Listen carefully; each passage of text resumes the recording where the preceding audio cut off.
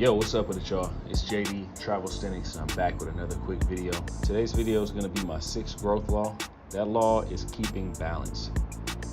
In a time where people tend to take things to extremes, balance is key in life. Before we get into the video, if you're not subscribed to the channel and you're interested in travel, fitness, and overall growth content, go ahead and subscribe to the channel and hit that notification bell so you can get updated every time I drop new content. Now back to the video. When it comes to growth, sometimes we can get caught up in how fast we can make improvements, how perfect our diet is, wanting to work out every day, how quick we can learn something, or how fast we can read that book. Going 100 miles an hour is not the best way to accomplish your goals. Having a steady, good rhythm and pace is much more effective. When I speak about rhythm and pace, I mean a realistic and comfortable pace that still promotes growth.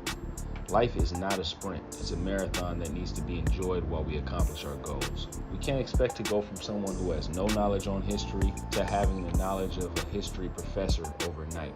Nor would we expect somebody who is severely out of shape to have a six-pack in a week. Going to extreme diets, crash courses, working out constantly with no days off, not socializing or having fun so you can focus solely on your studying are unhealthy ways to accomplish your goals. They have no balance. With no balance, that wears on our mental aspect of longevity. You're tilting too far on one side of the spectrum. Tilting too much is going to lead to you collapsing. There's only so much that you can push your body without rest. There's only so much your brain can lock in on one subject until it gets fatigued. And there's only so much you can eat just veggies and protein without letting yourself enjoy a cheat meal. You have to give yourself a break and allow yourself to be human.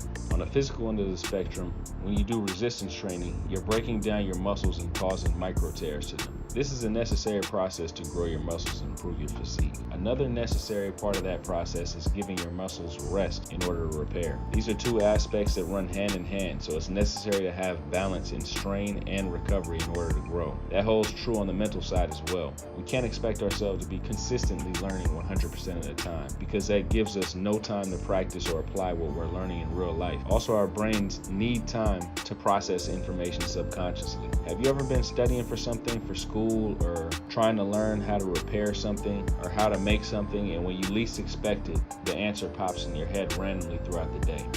That happens because you gave your brain a break and time to rest. Your brain was subconsciously thinking about whatever you're studying, trying to figure out, and it eventually figured it out on its own without you even doing any work.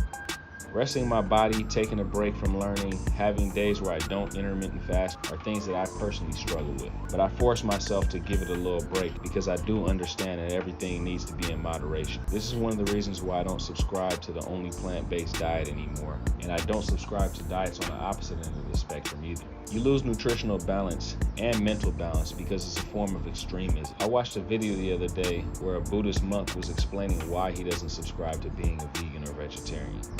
He said that if you give him a choice between eating meat or vegetables, he's going to choose the vegetables every time. But if somebody brought him a gift and the gift was a plate of food that had meat in it, he would eat it. The animal is already dead, and if the food is going to waste, he's going to eat the meal. Now, if you brought him a gift and gave him an option of food with no meat, or said that if he doesn't want the food, you'll give it to somebody else, he would refuse a plate with meat on it. Balance can also come in the form of ideologies or stance on issues going on in the world. Right now, there are a lot of issues going on in the world like coronavirus or social issues that people are going into extreme emotional. Getting extremely emotional about anything is always going to be unhealthy. With extreme emotion, we lose sight of logic and clarity.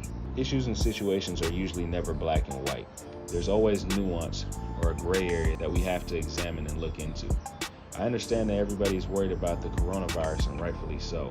It's something to be conscious of and try to protect your immune system as much as possible. But being in constant fear, locking yourself in isolation, not moving your body, not connecting with nature or having interactions with people is far more dangerous to the average person than the coronavirus. Also, the mental aspect of health is in danger right now. People are losing their minds with fear. People are unbalanced and completely consumed by what could happen. Some things are out of our control. At the end of the day, we create our own reality. The world can be a scary place or it can be a wonderful adventure. We can consume ourselves with negative thoughts or positive thoughts. Keeping a balanced perspective is key to our growth because we always need to be open to new information while sticking to our morals and beliefs.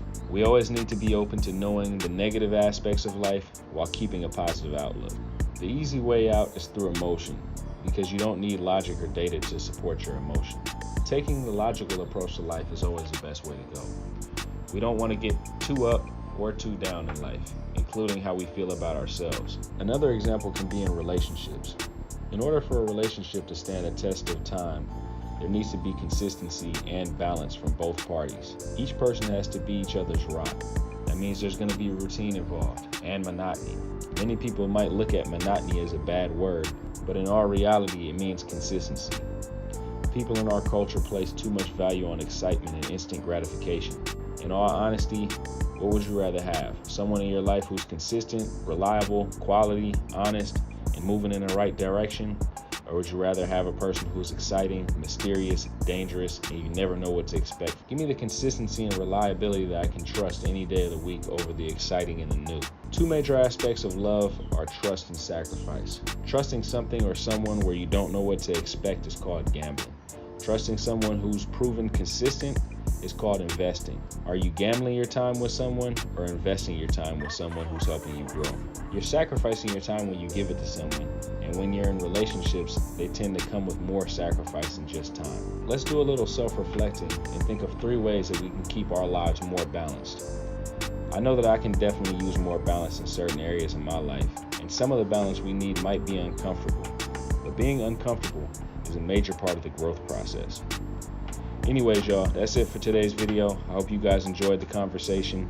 If you have anything else to add to the conversation around balance, please leave it in the comment section. Leave any questions there as well, or you can hit me on IG. That's at Travelsthenix. If you're interested in getting the best shape of your life with a body weight training program that you can do from home or at your local park, give me a holler.